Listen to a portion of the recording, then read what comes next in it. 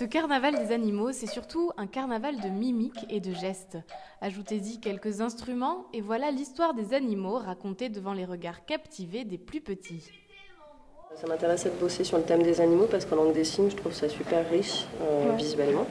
Et c'est ce qui m'avait botté dans les premiers temps que j'ai commencé à apprendre la langue des signes. C'était vraiment la richesse des expressions, les pattes différentes en fonction des animaux, des choses, des subtilités qu'il y a en langue des signes qu'il n'y a pas en langue française. D'accord. Voilà, c'est très visuel et très chorégraphique en fait. C'est très beau. Mais les langues des signes et paroles, c'est une première pour les deux comédiennes.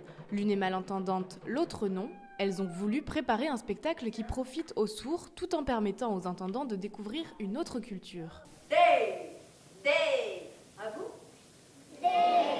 Le conte bilingue a bien pris, l'auditorium était plein à craquer et certains enfants semblent s'être imprégnés d'un nouveau langage. L'éléphant, il se met comme ça.